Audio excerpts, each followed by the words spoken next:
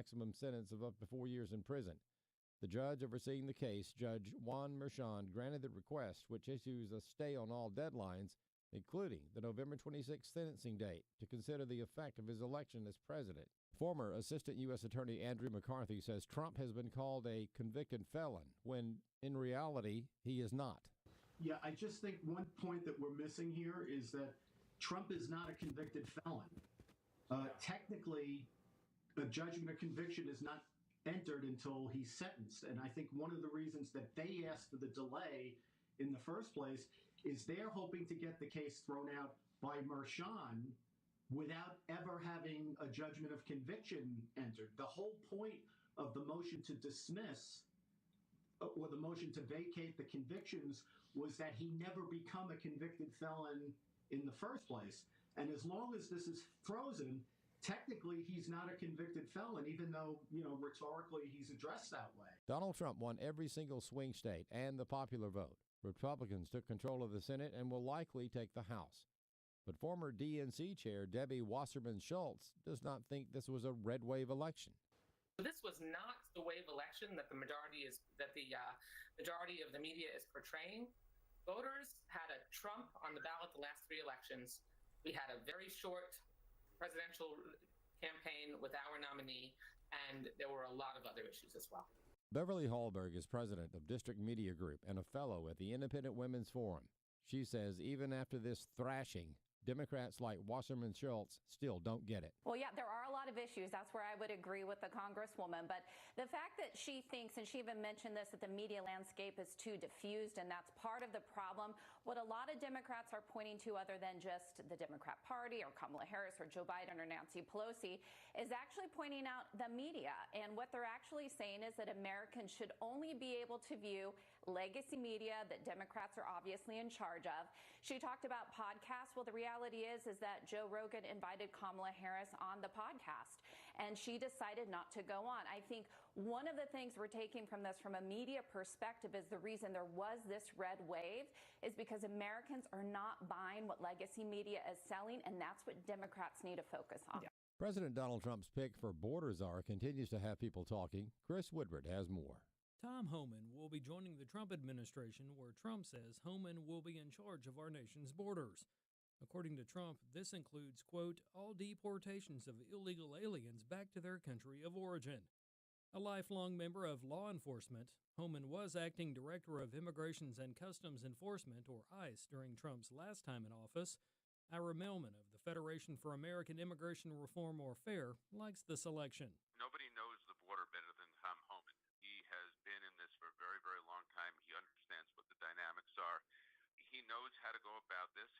This is something that needs to be addressed immediately. Trump has already said that immigration reform is going to be part of his first 100-day agenda. Melman says that's good to know. Tom can hit the ground running on this and start to reverse some of the enormous damage that was inflicted on this country over the past 4 years.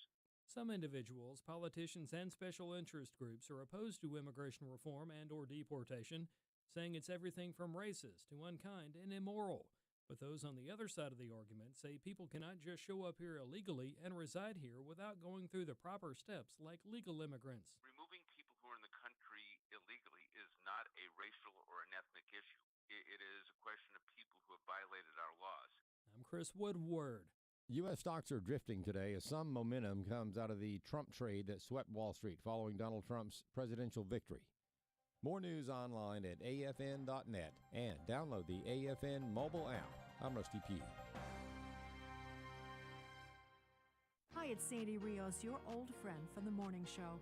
So many crucial and frightening events are unfolding before our eyes. I'd like to invite you to come over to the podcast, Sandy Rios 24/7, so that we can work our way through these difficult times together. AFR.net, any podcast platform, or at sandyrios.com. And one more thing, my book, God's Velvet Hammer, is now available on Audible.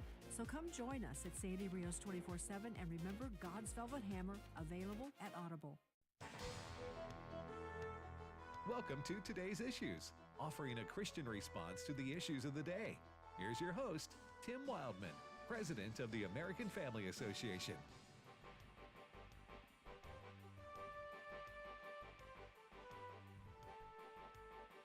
Hey, good morning, everybody, and welcome to today's Issues. That's the name of this program here on the American Family Radio Network for this Tuesday, November the 12th, 2024. Tim Wildman here with Fred Jackson. Good morning, Fred. Hello there, Tim. Wesley Wildman. Good morning. And Chris Woodward. Top of the morning to you. All right, top of the morning. Yeah. So you're a Brit now, are you? Well, now French. Yeah. I don't know. Is that a British saying, top of the morning? Top of the morning, yes. Yeah, that's what I thought. Anyway, welcome to the program, everybody. So much to talk about. I forgot. Do we have any guests today? Yes or no? No, Jenna. Yeah, Jenna Ellis will be with us at the bottom of the hour, so we'll visit with her about some items in the news. What's the breaking news right now, though? Breaking news is the judge's decision out of New York, Judge Juan Merchan. This is the hush money case in New York. The money paid to Stormy Daniels goes all the way back to 2016.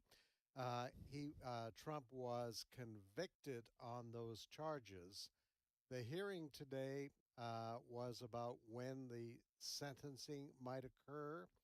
And what happened when the two parties, the lawyers for the two parties, prosecution and President Trump's lawyers, got in there this morning, they announced they've been talking together and in the last few days, and the lawyers say both of them agree that with the election of Donald Trump to be the next president of the United States, that has kind of changed the dynamics.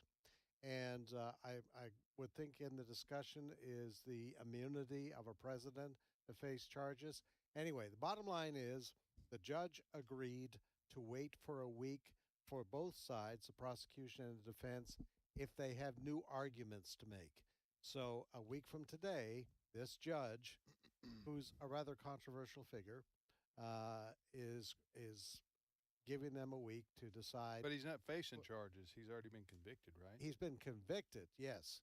But it goes to whether he's going to be sentenced, or there is also a proposal to drop the charges as well. So what's the worst possible case scenario and what's the likely case scenario? You know, with the Supreme Court ruling on the immunity issue, a lot of experts are saying this is not going to go anywhere. Gotcha. So that's the likely, but what's the worst? The worst could be is that this controversial judge who just loves the spotlight, that he will go ahead and issue a sentence of some type, but it'll be appealed. It'll be the West Wing of Rikers. Yeah, basically. Yes. The famous prison in New York City. I'm kidding. Who knows what's going to happen here? This is a week from today. They've just postponed it for a week from today. Yes. Who knows? Maybe we'll ask Jenna about this. My guess is we've already been convicted, so he would have to be on appeal. Maybe Trump and his lawyers would appeal this, and then it would just be suspended for 4 years. You know what I'm saying? Could be something like that. Yep. But so that's the New York hush money case. Yes. Go ahead, Chris. What do you got? Well, meanwhile, President-elect Trump is making headlines for appointing various people to his coming administration. One of the latest headlines involves President-elect Trump tapping South Dakota Governor Kristi Noem to be Secretary of Homeland Security. This comes after he said he would bring Tom Homan back to be his quote-unquote border czar.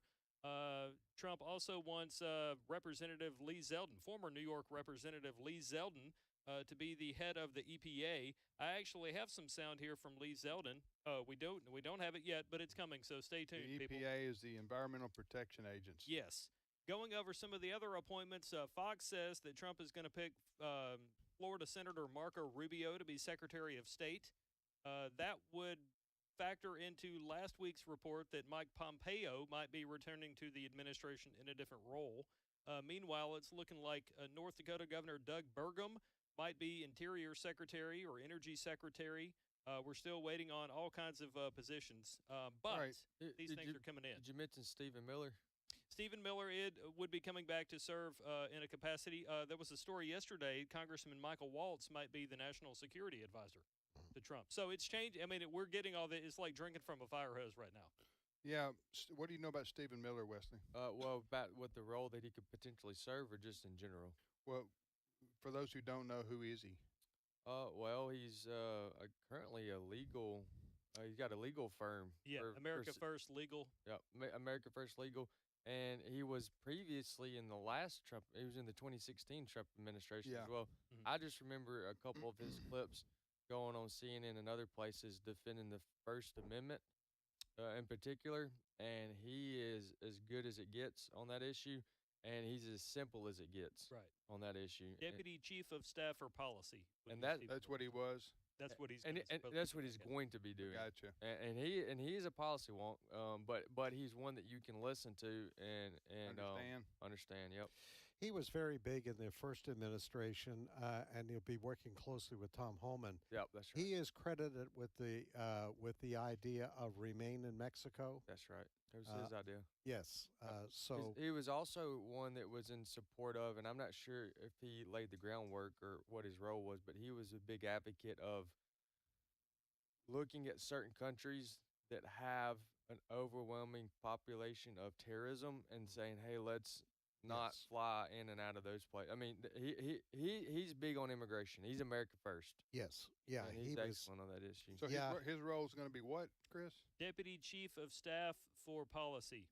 In the new Trump administration. Okay. Yeah. But in between him serving in the first administration and now moving, he had started a legal firm. Mm-hmm. He was really big on helping.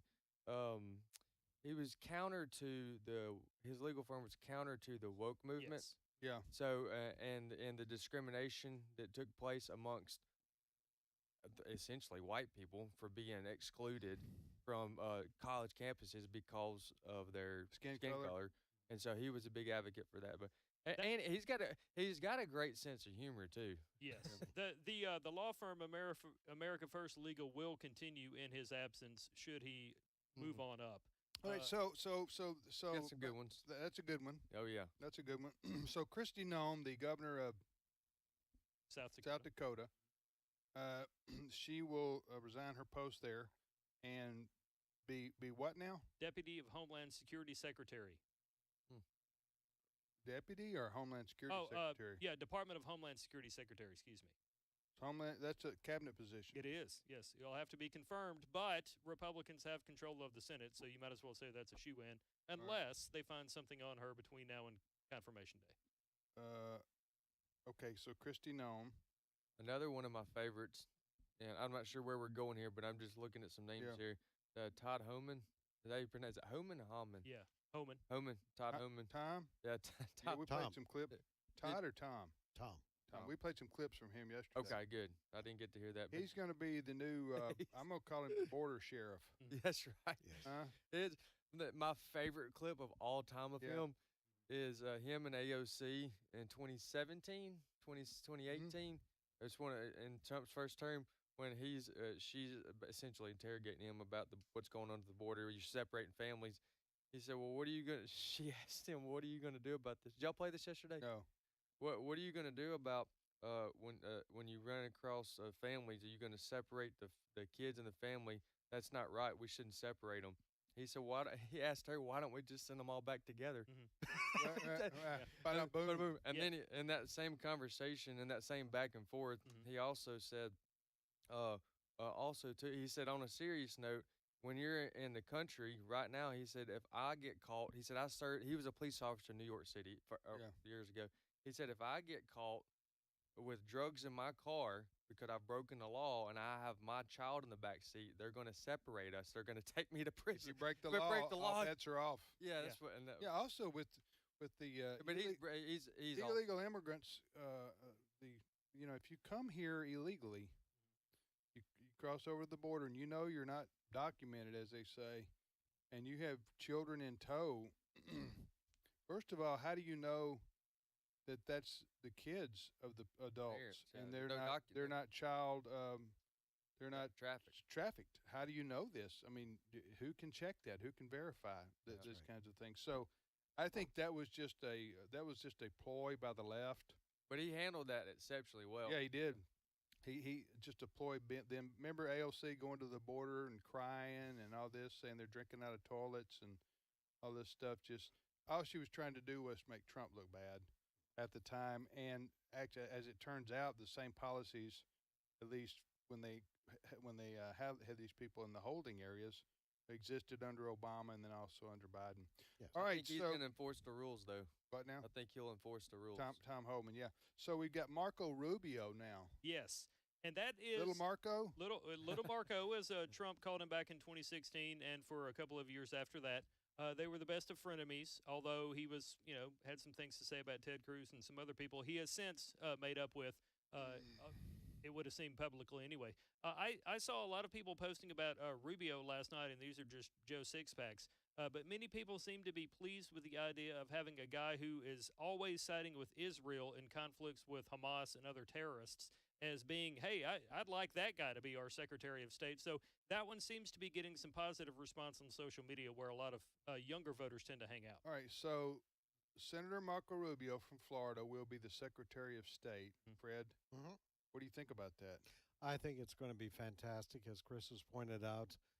When it comes to Israel, I think what we're going to see such a refreshing change in that it's going to be unequivocal support for Israel. There will not be any threats, as there has been under the Biden administration and under the current Secretary of State, of withdrawing weapons from Israel in its fight against Islamic terrorism.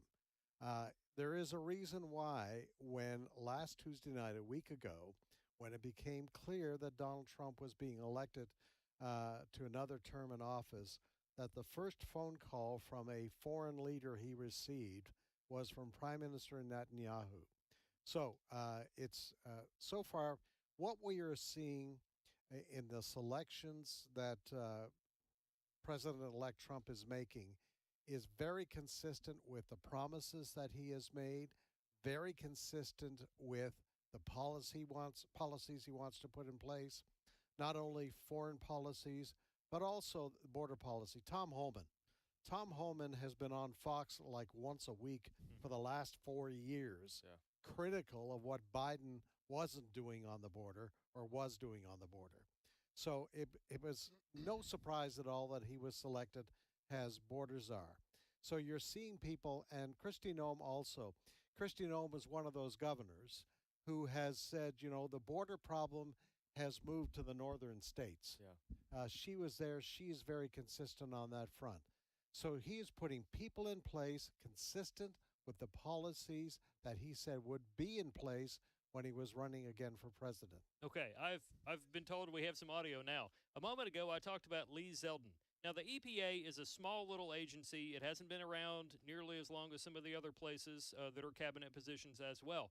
But pretty much everything the EPA wants to regulate impacts everybody and then some, from industries to businesses and consumers. And so this is an important pick here. And somebody that will be in charge of running the EPA is apparently going to be former New York Representative Lee Zeldin. He spoke with Fox News and shared this information here about when he got the call from Trump saying, hey, I want you at EPA. Clip 8.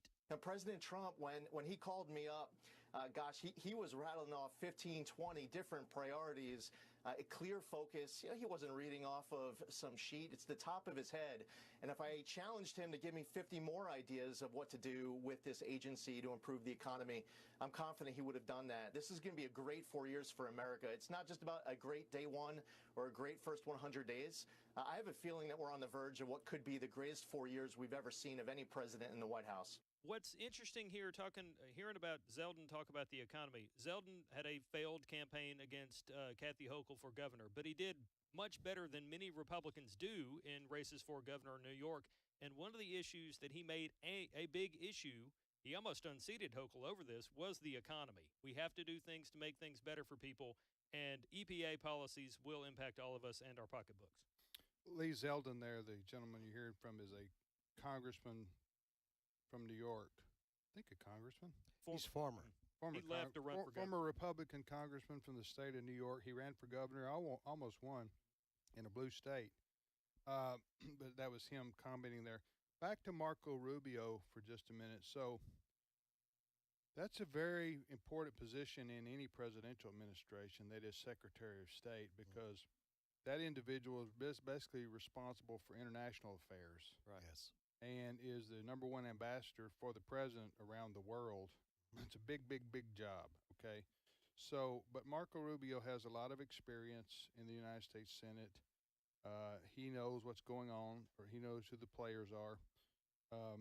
Now, here's the thing, is that, yes, he's very supportive of Israel, so that's a very good thing, and he is a patriot. I'm talking about Marco Rubio. Now, I don't know exactly how they're going to work out the Russia-Ukraine situation, because that's going to be one of the top priorities, I think, for President Trump and soon-to-be Secretary of State Marco Rubio.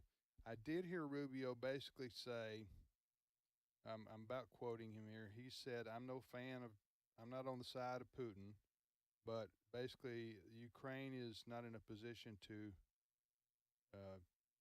make demands in this situation. They're going to have to give up some land in order to bring this war to an end. Is that what you heard? Yeah, that eastern segment of what is Ukraine right now, people who have lived in that eastern segment of Ukraine have been pro-Russia long before Putin carried out his invasion. Yeah. So there is a belief that it is possible to end this war by giving that segment to Russia. That would appease, this is the speculation, that would appease Putin.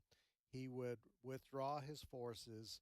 Zelensky may not like that, but I think everybody is anxious to get this war over. I do not think that President-elect Donald Trump wants to continue sending hundreds of millions of dollars to help weaponize Ukraine. They just want this over with. In fact, candidate Trump said a number of times, he said, if I'm elected, within a matter of weeks, Ukrainian war will be over. Yeah. So I think he's going to use his influence with Putin. I think there is going to be some, and it's not just Russia, it's Russia, Iran. They have this linkage together right now with oil and gas. So there's going to be a bunch of stuff. I think Trump is going to go hard on Iran. He's going to make a deal with Putin, and we may see the end of this Ukrainian war. Yeah. All right, you're listening to the radio program Today's Issues on the American Family Radio Network. So I would ask, so far the announcements for the cabinet positions and the administrative leadership positions that aren't necessarily cabinet look to be kind of what we would have expected from President Trump, right? Oh, I yeah, think so. absolutely. It's very interesting. I was just watching there. John Fetterman, who is the Democrat senator from Pennsylvania. Right. He says, I certainly have differences with my Republican friends, but he says Marco Rubio will be a great Secretary of State. Yeah. Adam Kinzinger, that was part of the J6 committee against Trump, also referred to it as a good pick. I posted that on our Facebook page. Just to take us back a moment, I know that's just another Tuesday here, but we were just a couple of days away, about a week or so ago. We could have very well moved into another term in which we would have added 17 to 18 more million illegal immigrants, which would have increased the crime, obviously potential to terrorism attacks, all those things.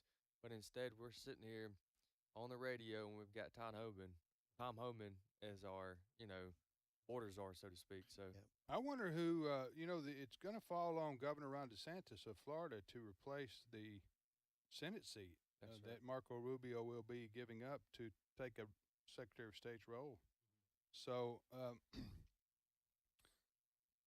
I was reading last night about this. Of course, obviously, it will remain in Republican hands, that Senate seat in Florida, and it will be a solid conservative because Governor DeSantis will be the one appointing that person.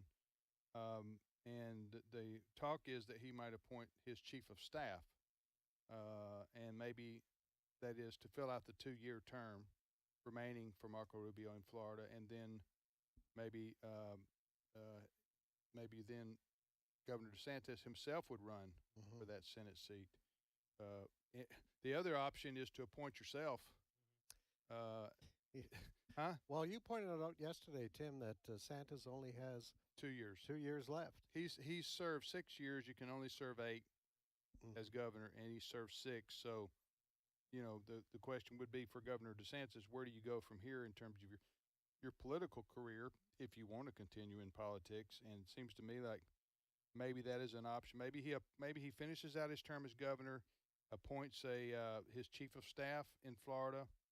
I forget the gentleman's name, as the interim senator for 2 years, with the understanding that DeSantis himself would run after his governorship is up. I don't know. I'm just guessing. Is it James Uthmeyer? Yeah, James Uthmeyer. That's the gentleman's name. That's the chief of staff for DeSantis in Florida. There is a sort of precedent for a governor appointing himself in recent years to be a senator when there is a vacancy. What was that precedent? What was that? Okay, when Ben Sasse left the Senate to be the head of the University of Florida, Governor Pete Ricketts made himself Senator Pete Ricketts, and they have since had a replacement for governor. All right. So people don't like that.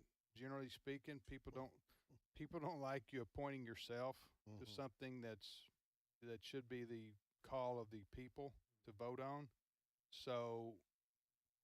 But would that not be temporary until they did have a chance to vote? Yeah, it would be. It would be. But first I thought maybe Governor DeSantis might appoint himself, but I'm thinking more likelihood is he'll finish out his 2 terms as governor and then run in 2 years, appointing this gentleman with the understanding that he will be there 2 years. I don't know. I don't know exactly how that'll all play out, but we will see. But it is interesting.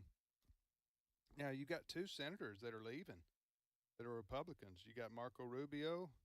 Of course, he'll be replaced.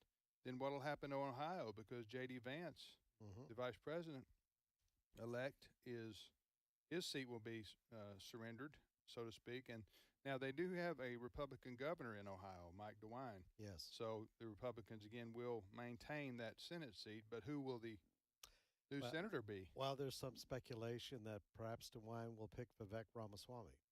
Yeah. Vivek Ramaswamy as a United somewhere. States senator would be like the proverbial bull in a china closet. There's a part of me that just for one day would like to see him be press secretary. Just for well, one that's day. true too. I'm with you there, Just Chris. on Fridays. I Bring think out my baby. Fridays. I think that would be hilarious. He's and- your closure. Bunch of clowns. He's your closure for Friday. Right. So, Hey, go ahead. What a stupid question. I guess here in our conversation, and I haven't looked to see. I'm guessing that means Ron DeSantis is not going to be appointed anywhere, or used in Trump's administration in any capacity. Yeah, I don't know. I don't know. He said, Governor DeSantis said, I'm not campaigning for anything in that regard. Okay. We'll see. I think that Ron DeSantis would make an outstanding U.S. Attorney General. Yes. If Trump would call on him for that role.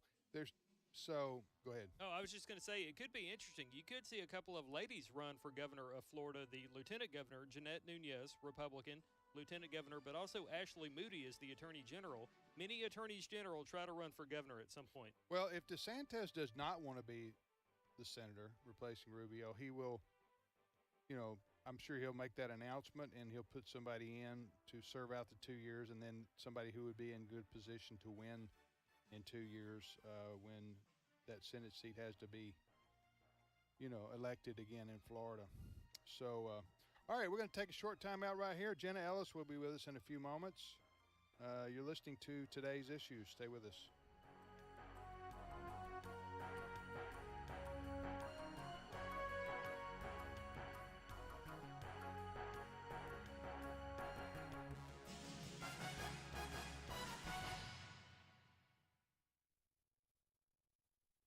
It's my turn. Here is your host for My Turn, Don Wildman. Do not neglect to do good and to share what you have. Those are words from the book of Hebrews. One day, 3-year-old Amanda Smith got to visit a local fair in London. She had a really great time. She enjoyed herself so much. The only thing she regretted was that her baby brother, Georgie, wasn't with her at the fair. And after thinking it over for some time and remembering how much the fair meant to her, she decided she wanted Georgie to go. So she took Georgie and set out for the fair. Several hours later, the two were found a half a mile away, cold and hungry, but unhurt. You know, it's a tender story if you will but think about it. A little child found something she liked. She found something worth sharing, and she wanted to share it with her little brother. Because she loved him, she wanted Georgie to have a chance at something which had meant so much to her. And she was determined to make sure that he had a chance to do exactly that. Followers of the Nazarene are like little 3-year-old Amanda. They have found something that means so much to them that they want to share it with those they love. And in order to share it with others, they're willing to sacrifice. Of course, they learned this desire from the one who gave it to them. He was so excited about the good news that he had to share it with those around him. Even when faced with danger and threat of life, he did not cease from sharing what great things he had found with those who were near him. Suppose for a moment that a doctor, having searched for many years for a cure for cancer, suddenly found that cure. Don't you think he would be so excited that he'd want to share that discovery with everyone in the world, and especially with those who have cancer? Think of how much joy and happiness and pleasure it would give that doctor to see cancer patients cured of their illness because of the cure he had found. That, too, is the feeling of those who have discovered the healing power of the carpenter of Galilee. They have found a cure for the cancer of sin, selfishness and prejudice and hatred and littleness, and all the other things that keep men and women from living the abundant life. The followers of the way have found something which gives their life meaning and purpose and hope. Why shouldn't they want to share it with those who are still searching? Amanda found something that meant so much to her that she wanted to share it with a loved one, Georgie. Any doctor who discovers a cure for cancer and doesn't share it with the world would be called a fool. It's just natural, then, that those who have found the way wish to share it with others. To share our best with another is one of life's greatest privileges. This has been My Turn with Don Wildman, a production of the American Family Association. Search me, God, and know my heart. Test me and know my anxious thoughts. See if there is any offensive way in me, and lead me in the way of everlasting. Psalm 139, 23 through 24. American Family Radio. This is today's issues. Email your comments to comments@afr.net. Past broadcasts of today's issues are available for listening and viewing in the archive at afr.net. Now, back to more of today's issues.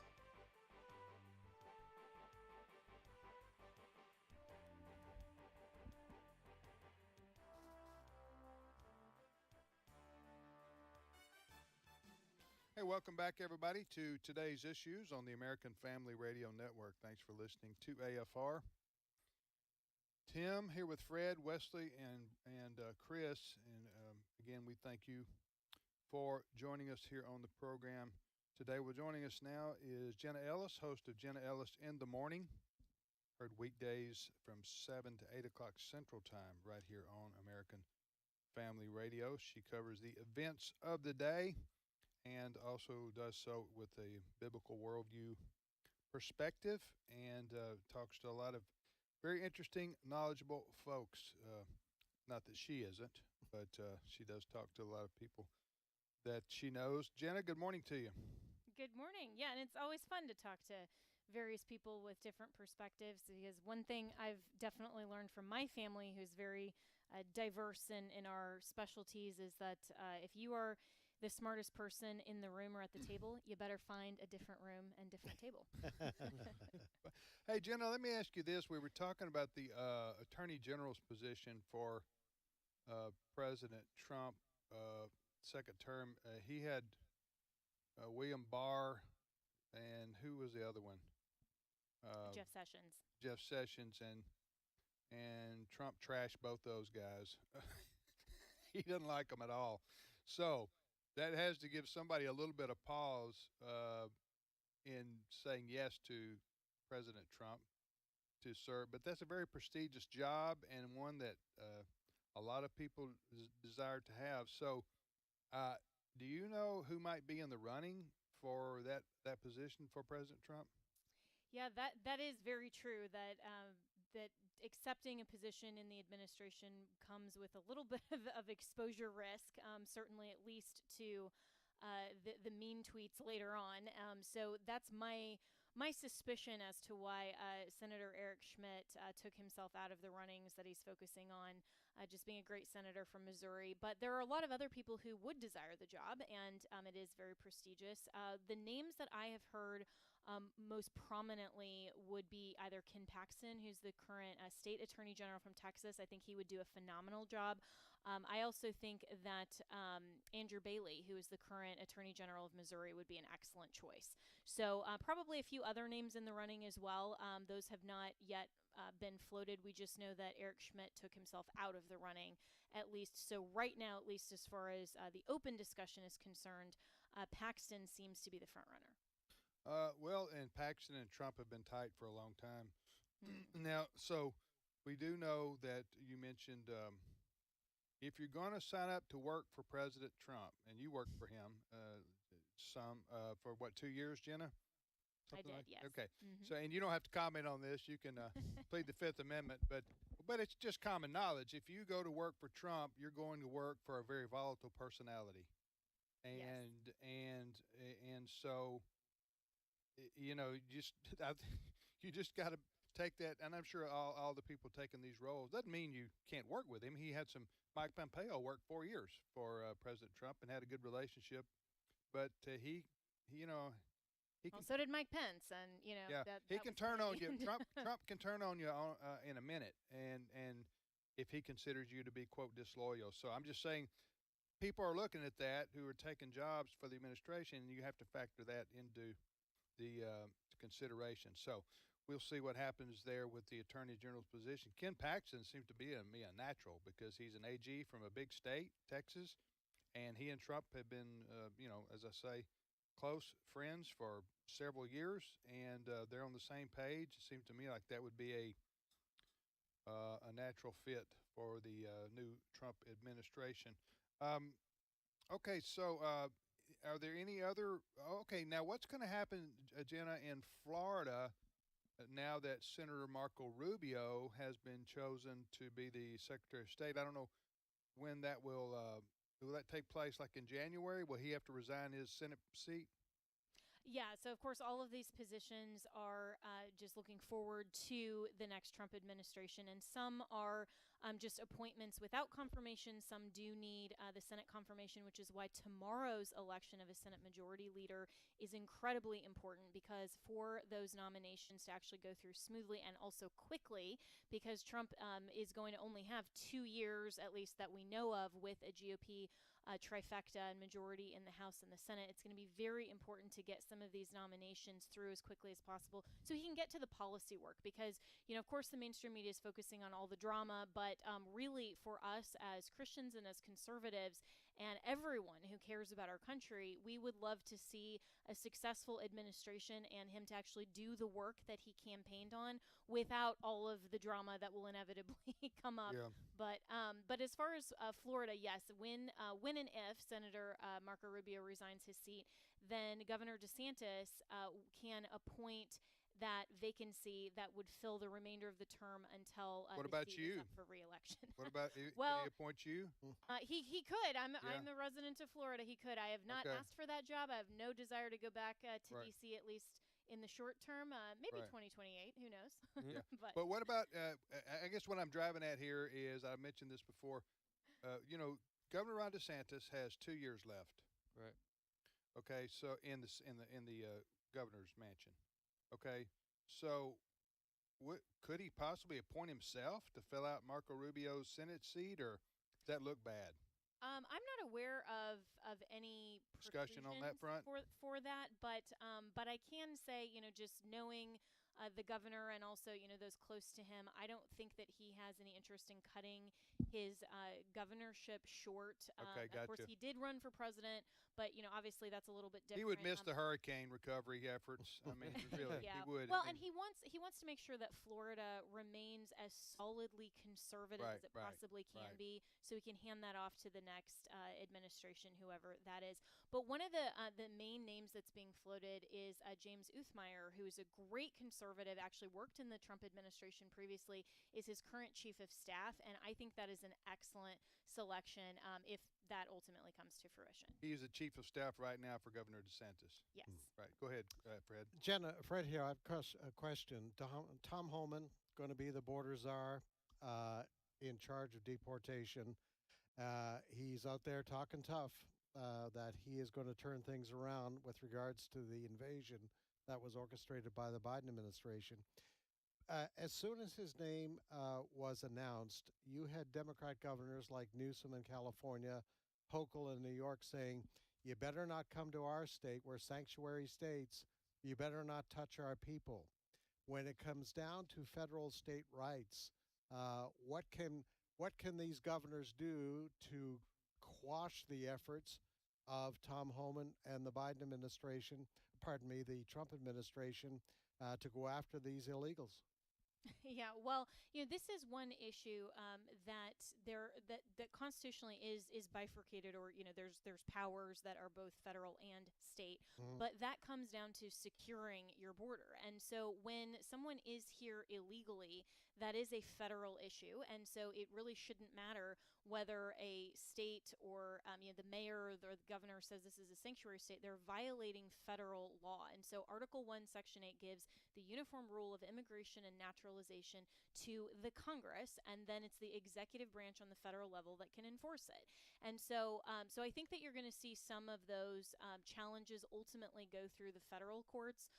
Even like they did for Obama, who wanted to pass basically the DREAM Act without it going through Congress and just basically give amnesty to everyone without actually looking at it on a case-by-case basis. Supreme Court said no to that. So I think you're going to ultimately see this being litigated a lot in the judiciary, but from a constitutional perspective, certainly if someone is here illegally and they go through the process, which to me should just be as simple as saying you gotta go. There isn't a lot that the state should be able to do to prevent that. Okay. All right, you're listening to Today's Issues on American Family Radio. Anybody got any more questions for Jenna here? No. Well, we need to mention, because it's fairly new, she does have a podcast that's separate from her program. Yeah. Talk about that. Yes, thank you. So it's called On Demand with Jenna Ellis, because we address your issues on demand, do a deep dive. And so we've addressed the question of federalism. You can go and listen to that one. We had Representative Tom Tiffany from Congress on last week talking about the legislative priorities. And we're looking at Trump's staffing picks and doing a deeper dive into some of these people. So if you've heard a lot of these people, you're not really sure what to make of them, that's our topic for this week. So it's called On Demand with Jenna Ellis. You can go to afr.net or download our free app, and you can stream it there. It's also on our streaming platform, and just click that icon for podcasts and then look for it on demand. And you can also, if you have a question and want to know more about a subject, whether it's law, policy, culture, biblical worldview, you can submit your suggestions to jenna@afr.net, because we've answered a few of our listeners' questions so far. All right. Thanks, Jenna. Appreciate it. Take care. Thanks so much, guys. Okay. Bye-bye.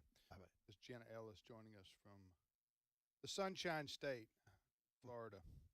All right, you're listening to Today's Issues on AFR. Next story, Chris. Well, while the economy and the border were two big issues that drove a lot of people, millions of people, as a matter of fact, to the polls in November, some Americans were concerned about the transgender push. There is a movement out there that wants gender manipulation of minors to become the standard across these United States of America. Many people are also in favor of males and female sports. Somebody that thinks both of those things is a bad idea is Terry Schilling of American Principles Project. And Terry's been in the news for a couple of days now because American Principles Project, to its credit, was the reason why Trump got as heavily involved in fighting gender manipulation of minors and men and women's sports And I've got some audio of here. I have some audio here of Terry Schilling of American Principles Project talking to AFN about this very thing. Clip 12.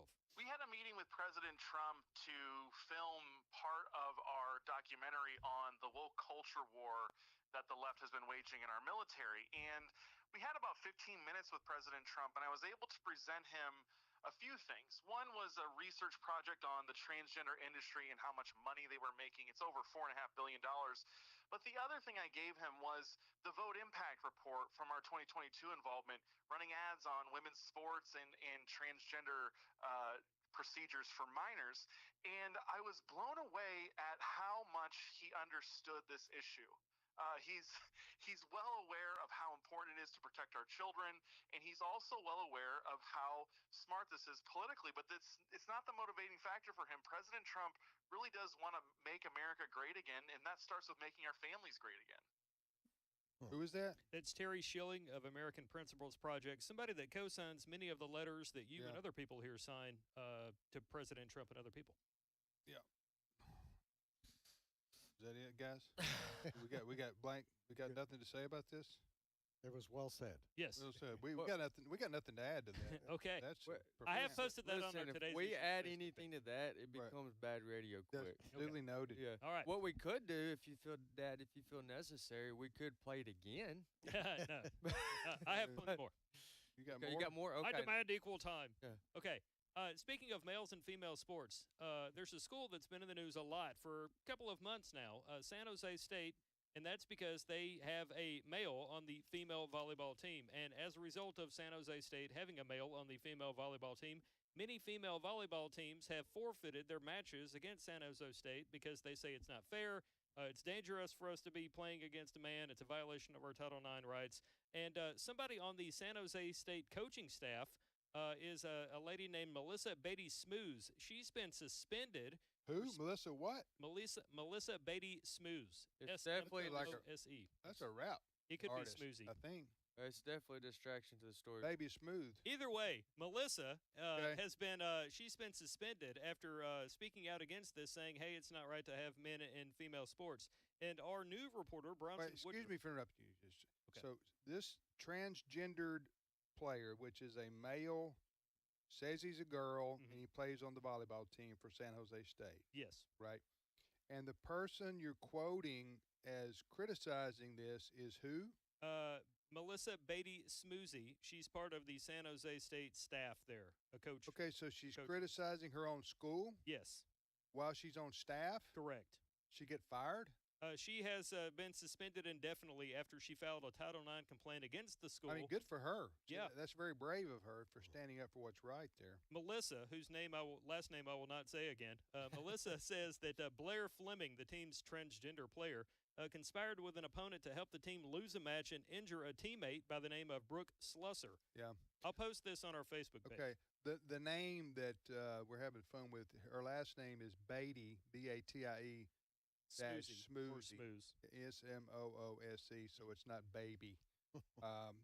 Baby Smooze. Yeah. But so, Baby. listen, this on a serious note, this is a turning point here, I think, in this country, because the woke crowd had been putting all the pressure on normal people to accept this idea that in sports, be it junior high, high school, college, or whatever, that we should accept boys calling themselves girls and playing on the girls' sports teams and showering with the girls and going to the girls' locker room and all that kind of stuff. Yeah. Yeah, and what we got to make note of is because for many years as they were living their transgender life, that was by and large, while it was repulsive to a lot of people, by and large that was something they did on their own time. It's when they brought this into the schools and they expected everybody to adapt. What you're seeing is what you're describing now, and that's that they're being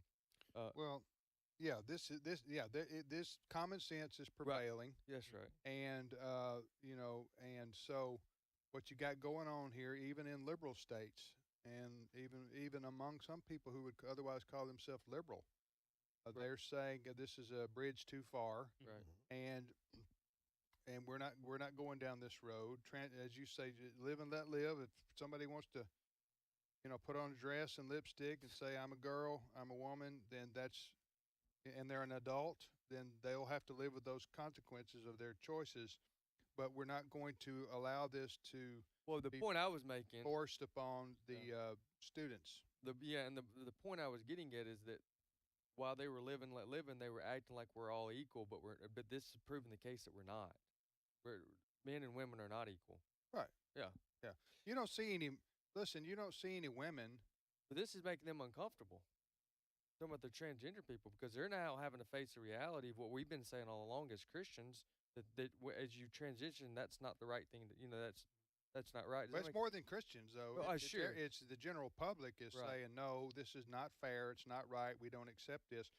This did play a role in the election last week between Trump and Harris, because Harris came out, saying that she was for tax dollars paying for transgendered surgeries for illegal immigrants who were in prison. Yes. It was the most. Remember that television ad? Yeah. It was very, very effective. Whoever came up with that for Trump, that was a very effective television ad, just showing how radical Harris was and much of the Democrat Party, not all of it. Right. Some of the Democrat Party now is saying we got to get away from all this woke garbage and get back to bread and butter issues if we're going to win back the American people, Fred. It's going to be interesting to see. I agree with you that that ad that you talked about was played in places like Atlanta, and some people say it's why the black male vote moved in the direction of Trump, because more than they otherwise would. More than they otherwise would. But here's what's going to be interesting. I think the new Attorney General, unlike Attorney General Garland, is not going to go after parents. Garland did, parents who spoke out against this. I think the new Attorney General will support parents who oppose this nonsense. However, the item is still, the issue is going to still end up in court, because you've got the ACLU and others who are going to go to court. They're going to argue under Title IX, all of those sorts of things that they go to court over. So in the end, I think it's going to be decided in the courts as to what happens next in this story, as transgender rights. And I think we're going to see this fairly quickly, because I think the Trump administration's been quite open. They're going to deal with this woke nonsense, but there is going to be a legal challenge over this, and we'll see what the courts have to say. Well, we've seen these types of issues the last 5 or 6 years in track. We've seen it we've seen it in basketball as well. So is there not already? Are these cases that have been coming up, are they handled one at a time, like state by state? In many cases, yes. I can point to one that may actually eventually go to the Supreme Court over this very issue of dudes and women's sports. There is a case that Alliance Defending Freedom has long been involved with 4 female athletes, all track stars from Connecticut, that are finally going to have their day in court. The Second Circuit Court of Appeals just told a lower court, hey, you have to hear these girls' Title IX case, because these girls are claiming their Title IX rights are being violated. Title IX being law that's been around for longer than Wesley and I have been in life, saying a woman or a female has equal footing in schools and should be able to compete against other females in sports. And their argument is, if I'm having to play a male, I'm losing to him left and right, no matter the sport, and this is a violation of my Title IX rights. That one is probably the one that I think will go to the Supreme Court, because it's the closest to it at this point. I'm reading here, since 2020, 23 states have passed laws restricting transgender athletes' ability to participate in school sports. But is that college or high school? It depends on the state. Yeah, or college maybe. But what problem you run into is like San Jose State. Mm-hmm. They have the guy who's on the girls' team who says he's a girl. Okay, I have to say that because that's what it is. That's what it is. Yeah. And so the problem is when you have colleges, you have conferences in multi-state. You have schools that are in multi-states. So you out there you got California, Utah, Arizona. I don't know what, Nevada. So they're having to. You might have a good law in one state, but then the other state doesn't have a good law protecting girls' sports. So Anyway, this whole issue has backfired tremendous. I think it's going to be stopped, pretty well stopped, because of the election last Tuesday. And there's a lot of things that the executive branch of the federal government does that you never hear or see, which impact our lives. And President Trump will stop all the woke garbage. He will stop. Yep. His administration will stop all the woke garbage. Now, it'll take them a little bit of time here, but they will. You remember that Biden and Harris, we've talked about this ad nauseum, but this was very important because it had Harris won. Oh, my goodness gracious. This would have been a full, they would have come after conservatives and Christians with a vengeance using, it would have been Department of Education. It would have been miserable for many people in our country had she won because of what she would have done. But what they did do, remember this? Harris and Biden, they told the Department of Health and Human Services, which is a federal agency, they said, Harris and Biden said, you tell the states that if they don't allow transgender to play on girls' sports teams, that we're going to cut off the federal dollars that they would get for their state to do things like pay for lunches and food and all kinds of services. More or less extortion. Yeah, it was. Exactly. That's a good word for it. So they were using, Harris and Biden were using the federal government to impose on the states, a lot of the states depend on that federal money to help people. And correct me if I'm wrong, but that's where Governor Ron DeSantis said, well, if you want to do that, you go ahead, but we're not following that rule. Yes, he did, and some other governors and attorney generals did, but Governor Ron DeSantis was one of the first ones to say, he said, when they told him this, he said, well, we won't comply. We, Florida, will not comply with this. Right. So I don't know where that is in the courts right now, because there was a court case by several states filed against Harris and Biden and the Health and Human Services. Yep. So I'm just saying, the election last Tuesday has huge ramifications on many fronts. Yes. And somebody said this morning, we got a reprieve. Yes. Oh yeah. We've got a reprieve. Absolutely. Wouldn't it be interesting if it comes down to the Supreme Court deciding this, that biology finally wins the day? I think it will if the Supreme Court is composed as it is now. Yes. Can I just point something out? Do y'all realize just how less our blood pressure's been up today since we have a new administration? Right. Well, we still got a couple months, but yeah. I know. I half joke about this, but I'm curious to see whether or not a males and female sports makes its way to the U.S. Supreme Court, because Justice Ketanji Brown Jackson, who can't define what a woman is, will be one of the justices to help decide that case. Well, that's part of the insanity of the left. You have a United States Supreme Court justice that Biden appointed who said openly at a Senate testimony, I don't know what a woman is. Yep. While she herself is a woman. She said, I don't know what a woman is. That's how this is a brain disease. Yes. It is. And it affects even somebody to be on the Supreme Court. You think she would be proud to be a woman? I know. She said, I don't know what a woman is. That's like, because she said, what? I'm not a what? I'm not a biologist. And I thought to me, that's like somebody asking me, do you know what a tornado is? And I say, well, no, I don't, because I'm not a meteorologist. That's the kind of nuttiness that represents. We'll be back in a minute.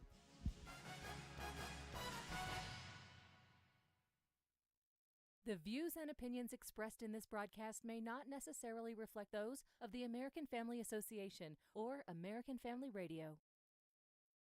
Faith, family, freedom. American Family Radio. The climax of the book of Exodus, the Creator God came to dwell with his people.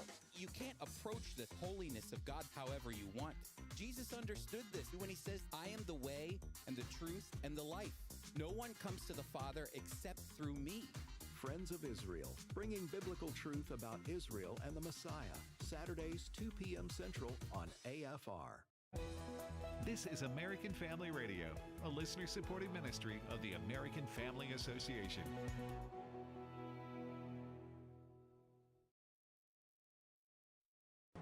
American Family News, I'm Rusty Pugh.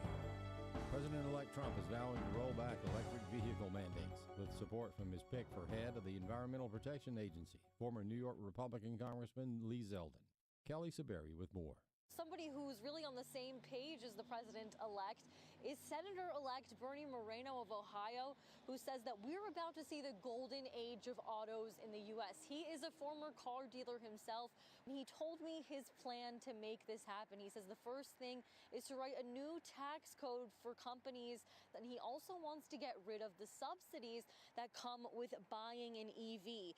One of the other things he wants to do has to do specifically with the state of California. He wants to prohibit the state from setting its own emission standards that are followed by 14 other states around the country, and he'd like to create a unified emissions policy for the entire nation. A FEMA supervisor has been fired for telling workers to avoid responding to Florida homes affected by Hurricane Milton that advertised support for now President Trump. Florida Republican Congresswoman Anna Paulina Luna says she wrote to FEMA Administrator Deanne Criswell demanding answers. Chairman Comer is asking her to come in and testify. I expect a full investigation, and I want to see emails because I don't think that this is just an isolated incident. My district was actually one of the hardest hit districts. We had 13 people die. A majority of my constituents had their claims denied with FEMA. And so I do believe that, as you saw, this was a very weaponized administration, and I do think that they know of more instances, but they're probably covering up for it. So it's our job to get to the bottom of it. Following the victory of President Donald Trump, Republicans are close to clinching a majority in both the Senate and House. House GOP leaders making their first public comments since the election. House Speaker Mike Johnson with reaction. We flipped blue seats to red as we planned, and we kept this majority. We expect that the majority will be larger than last time. We still have a number of races outstanding, but we're very optimistic about those. Former Georgia Congressman Doug Collins says prior to the election, the polls revealed that Americans were fed up, but Democrats ignored it. The real interesting part for me was watching this, as I've watched, both our Republicans and Democrats go at this for a long time, is that the polling was consistent about what mattered to Americans. And it was the economy, inflation, border, and then you had the other things. And it was never failing in this race. And to simply ignore that is, I think, what Democrats are having to wake up to. There are ways that Democrats could have messaged this a lot better. But it is amazing to me a little bit that it took an election of this caliber for them to realize the resentment in the country about what was going on with the economy and what was going on with others. The new Republican majority in the Senate will be electing its leader tomorrow. And one new senator has some things he needs to hear from the candidates before he casts his vote. More from Steve Jordahl. There are 3 names being bandied about for Senate Majority Leader to replace Mitch McConnell: John Cornyn of Texas, Florida's Rick Scott, and John Thune of South Dakota. Senator-elect Jim Banks of Indiana is still on the fence ahead of tomorrow's vote. I've listened to all 3 of the candidates who are running. There's a candidate forum that all the senators and senators-elect like myself will be a part of, and I have more questions, so I'm going to withhold my decision about who to vote for. He does have some things he wants to hear. I want the leader to support the president. This president was elected with a mandate, and I was a new member of the House in 2017 when President Trump was inaugurated. We had Republican leadership in the House and the Senate, and they worked against President Trump's agenda, so we can't repeat that mistake this time. And he says majority leader is not the only job up for grabs tomorrow. Not just the Senate majority leader that we're electing, though. We're electing a new whip. We're electing a new conference chair. So you have a whole leadership team that we're electing. Banks is hopeful that the young guns in the Senate will break with the leadership priorities of former establishment Republicans. There's a new era of young leaders going into the Senate or have gone into the Senate in recent years, and I think a lot of us want to see the Senate advancing the America First pro-Trump agenda. I'm Steve Jordahl. U.S. stocks are drifting today. The S&P 500 down 0.2%. The Dow Jones Industrial Average down 139 points. And the NASDAQ Composite unchanged. I'm Rusty Pugh. The American Family Association's mission is to inform, equip, and activate individuals to strengthen the moral foundations of our culture. We also support the church. Our goal is to be a leading organization in biblical worldview training for cultural transformation. We believe that our ministry, as well as everything in the heavens and on earth, belongs to God, and our role is that of a trusted manager. Thank you for standing with the American Family Association. Today's Issues continues on AFR with your host, Tim Wildman, President of the American Family Association.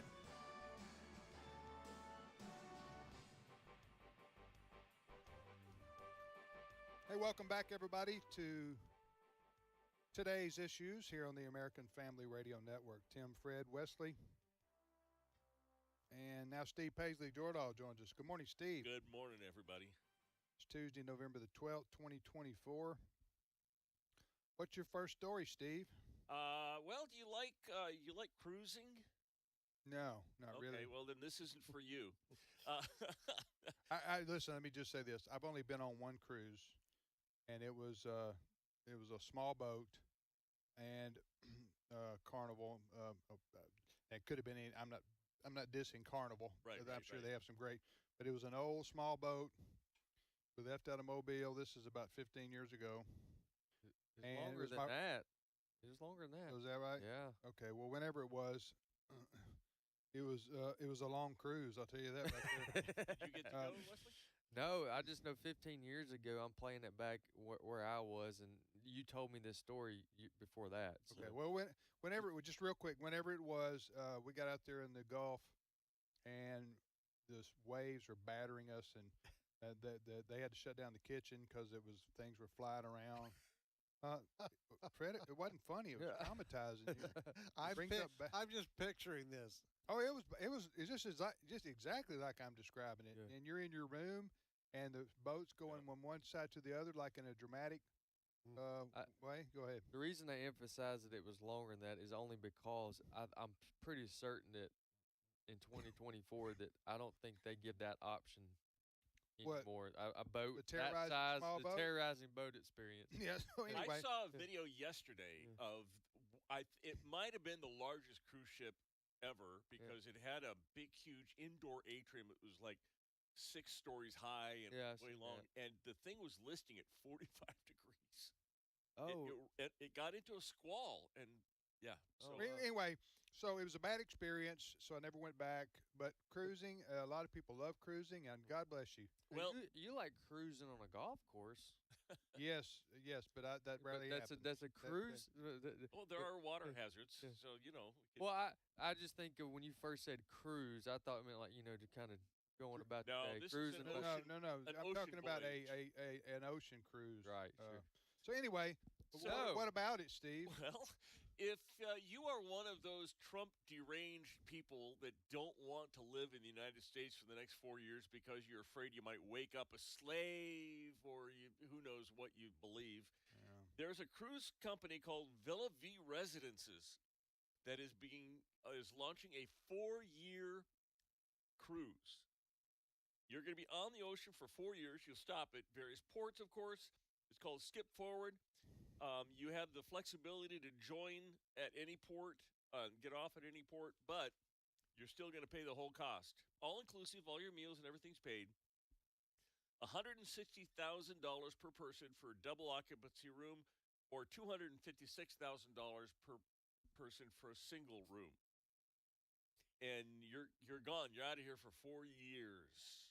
I think it's a whole lot cheaper to buy an airplane ticket and go to Portugal for 4 years. Yeah. I mean, really? Might be. But so that's a real thing? Yeah. So, but be careful, because this is the same company that, do you remember? I do seem to remember this. They wanted to launch a year-long cruise a couple months ago, and they had to refund all of the passengers because they didn't have a boat. They hadn't arranged for a boat. It fell through. Oh. And so people came. People had sold their homes because they were going to be gone for a year, and then or 3 years. Actually, it was a 3-year tour. Never. So anyway, be careful if you want to do this. You got me interested, not in the story. Not interested in something I would want to do, but that brings up a lot of questions I got to get to the bottom of. All right. 4 years. 4 years. Yeah, that's silly. You don't commit to 4 years on a cruise boat. I bet they won't sell 3 tickets for that deal. Oh, you got a lot of rich, upset people. Yeah, well, now I had some friends this summer who went on a European river cruise. Yeah.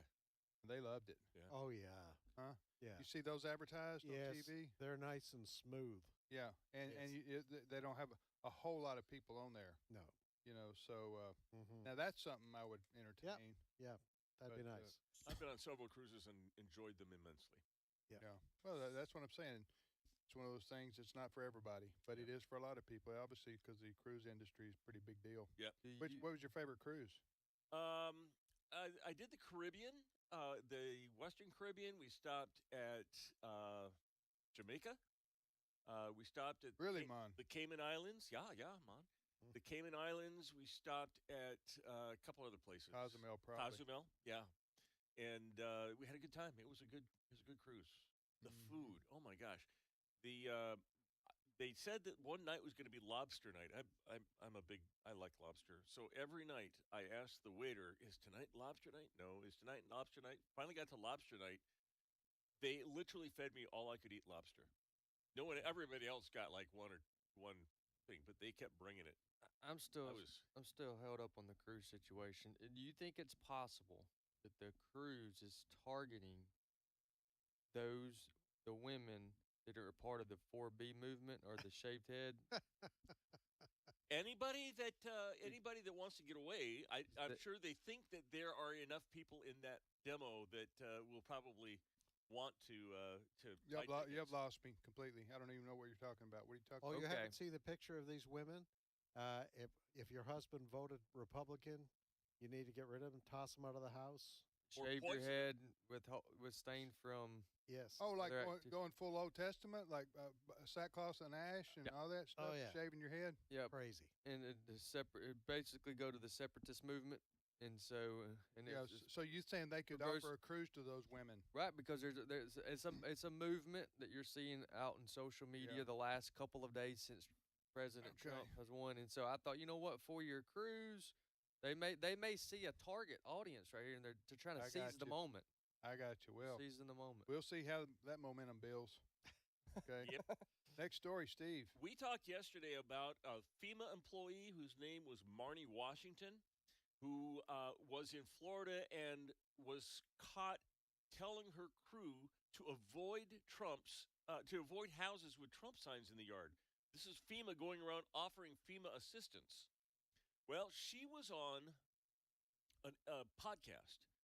She was on with Roland Martin, and she says this is policy. It's FEMA policy that they avoid houses that are hostile. I want you to hear cut 14. They all allege that these actions were made on my own recognizances and that it was for my own political advances.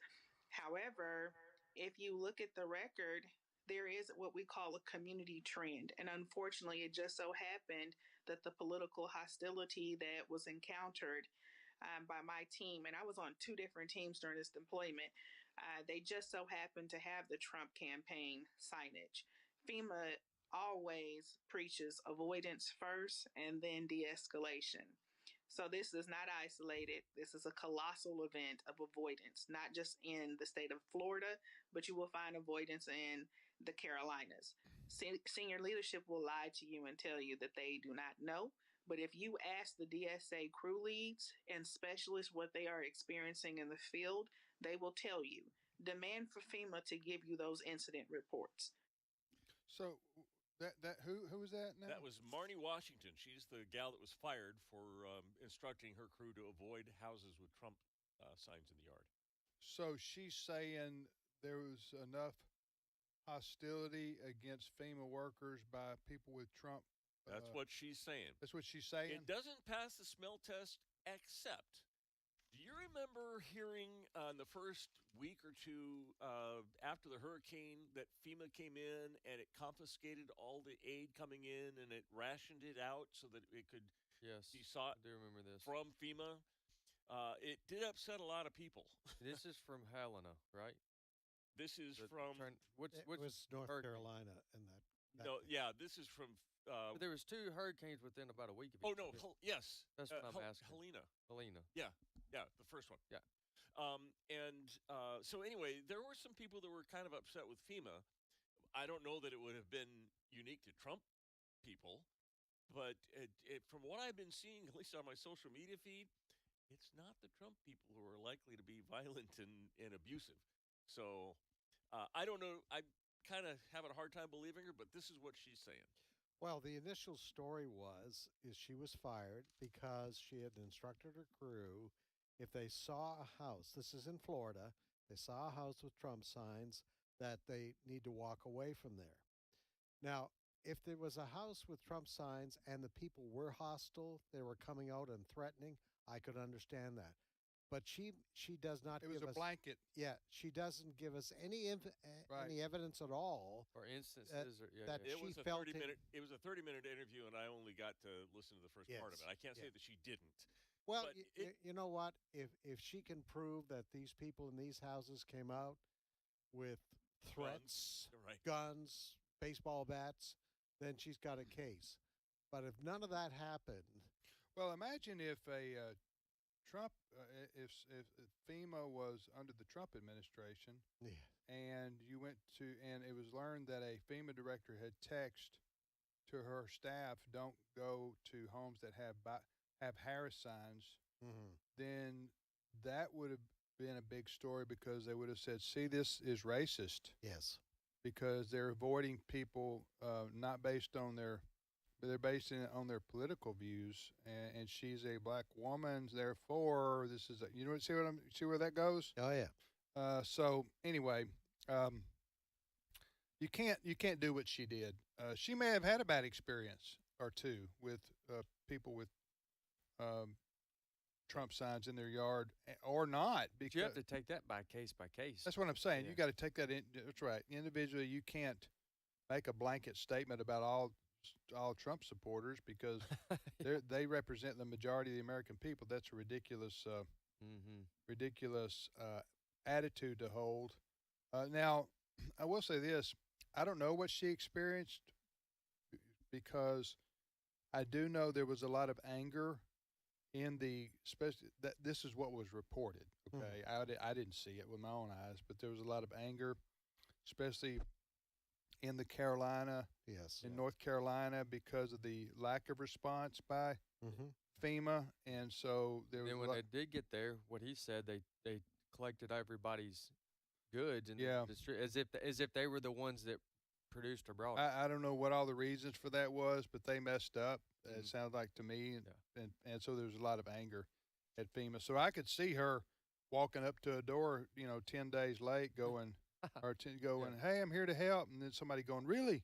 Well, where have you been?" Yeah, sure. And people be already on edge because of what they see. You see what I'm saying? Yeah, that wouldn't have been exclusive to Trump people. No, it wouldn't have been. It wouldn't have been. All right, go ahead, Steve. All right, we're getting an idea of how the first month or so of the Trump administration is going to go. Now, when a president of a different party assumes the White House, automatically, in fact, I remember with Barack Obama, there was a desk right off of the portico where he took the oath of office, and he had executive orders that he signed that repeal like the Mexico City policy, which said that federal funds won't pay for abortions. Well, all of these things, and Joe Biden was famous for just gutting everything that Trump did. Well, Trump says he has a raft of things he wants to do day one. His chief of staff, Susie Wiles, told some Trump supporters that he is going to do some actions on his first day. She didn't specifically say what they were, but it's likely that she's going to he's going to withdraw the U.S. from the World Health Organization, especially after the COVID pandemic, that he is going to renew the ban on travel from countries that are not safe, known colloquially and wrongly as the Muslim ban, and that he will exit the United States from the Paris Climate Accords, which he had done in his first term. Yep. And then he's got a plan to get rid of the deep state. This is what everybody's been waiting for, and I want you to hear what he's going to do. It's a little bit longer of a cut 9.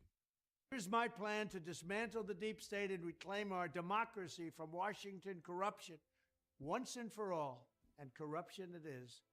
First, I will immediately reissue my 2020 executive order restoring the president's authority to remove rogue bureaucrats, and I will wield that power very aggressively. Second, we will clean out all of the corrupt actors in our national security and intelligence apparatus. Third, we will totally reform FISA courts. Fourth, we will establish a Truth and Reconciliation Commission to declassify and publish all documents on deep state spying, censorship, and corruption. Fifth, we will launch a major crackdown on government leakers who collude with the fake news. When possible, we will press criminal charges. Sixth, we will make every Inspector General's office independent and physically separated from the departments they oversee. Seventh, I will ask Congress to establish an independent auditing system to continually monitor our intelligence agencies to ensure they are not spying on our citizens or running disinformation campaigns against the American people. Eighth, we will continue the effort to move parts of the sprawling federal bureaucracy to new locations outside the Washington swamp. Ninth, I will work to ban federal bureaucrats from taking jobs at the companies they deal with and that they regulate. Finally, I will push a constitutional amendment to impose term limits on members of Congress. This is how I will shatter the deep state and restore government that is controlled by the people and for the people. Thank you very much. Trump was a newbie the first time he hit Washington. This time he is taking no prisoners. Well, that's the problem of the left. They're worried about being a prisoner. So, theoretically, yeah, right? that's what they or metaphorically. Yeah, metaphorically. Listen, that's quite an ambitious agenda there that President Trump has laid out in terms of taking on the deep state in Washington D.C. And I commend him for it. There's a couple things I would say are not going to happen, but they're, it's good to maybe bring them up. The term limits are never going to happen. No. Because the people who would have to vote on term limits are the people in Congress who don't want to be term limited. Yes. So that's not going anywhere. But other than that, a lot of the things he mentioned, I think, he can. They're very thorough. Very thorough. Very detailed, yeah. Can you imagine if he, for instance, says we're going to move the Department of Education to Texas? I think that's a great idea to move these federal agencies. Yeah. Is that what he was saying? Here's part of this. I'm putting in the swamp, as they call it, which is akin to the deep state. It's hard to define exactly what that is, except to say these are people who have been in Washington D.C. for a long, long time. They work for the federal government, maybe in one or different agencies, and they're the bureaucracy, and they are almost all liberals, if not progressive. Now with Biden, probably a lot of them are very hardcore progressives, and you're going to have to uproot those people. You're going to have to fire them. You're going to have to find them and fire them if you're going to truly change the swamp. Yep. So you got probably 90% of these folks in Washington, D.C., 95% of them vote Democrat every time. Yep. So that's what Trump is talking about right there. And so as a part of that is the physical interaction among all these people all the time in D.C. and the greater D.C. area. And so what he's saying, what Trump is saying, which I think is a great idea, is why does all these departments and federal agencies have to be in Washington, D.C. or Northern Virginia? Why don't we take some departments and move them to Omaha or to Denver or to, and ideally, Memphis? Ideally to a state that's more close to what their job is. Yes. Yeah. Yeah, so I think that's a great idea. Whether it'll happen or not, I don't know. But listen, Trump has as much momentum at his back as I can remember any president having. Maybe Reagan in the second time around.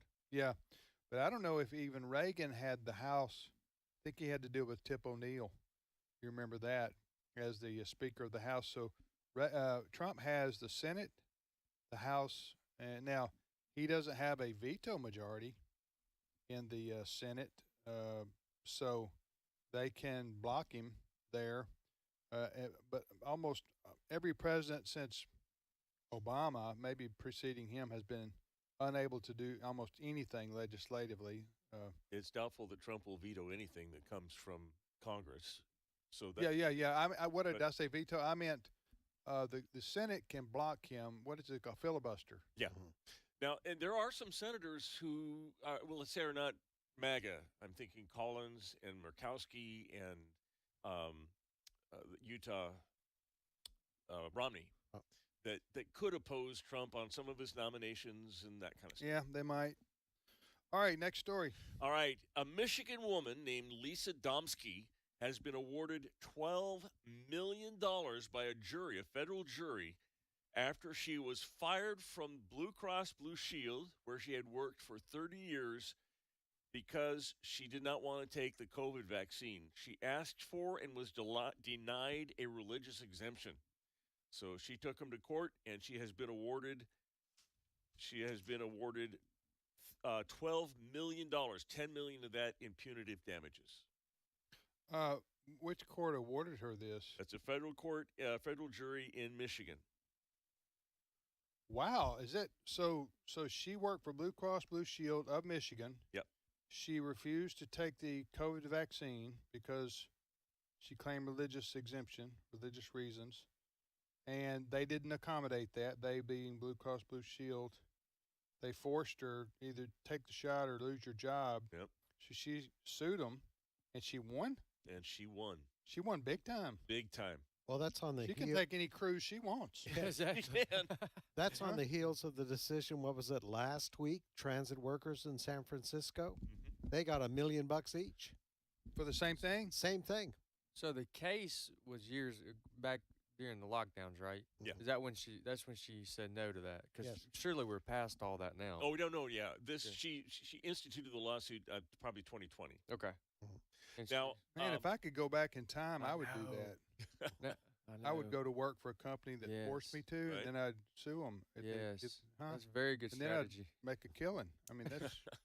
I wish I'd have seen that. Our friends at possibility. Our friends at Liberty Counsel, Matt Staver, has been forefront. Now, he's not involved in this particular case, but he has been, and it still is, fighting a whole bunch of these vaccine mandate lawsuits and doing pretty well. I wonder if Trump and the new Department of Defense can initiate something to make it right with the servicemen and women who were let go during COVID. I think they did. There are some cases, I think the Navy cases, they've already been won in court, but I'm sure the Trump administration is going to clean this up, and you're not going to see the same kind of draconian attitude when it comes to personnel refusing to take experimental drugs. Yeah, and I think in some cases they were back paid too, weren't they? Yes. Yeah. That was really, I missed that. Mm-hmm. Yeah, that was the Navy, but it didn't apply to the Army or the other service. Well, there were different segments of the military that went to court individually. Well, they all need to be. What happened was they were running low on recruitment, and so they had to change route. Yeah, it may be too late to get them back because they've moved on with their lives. These folks.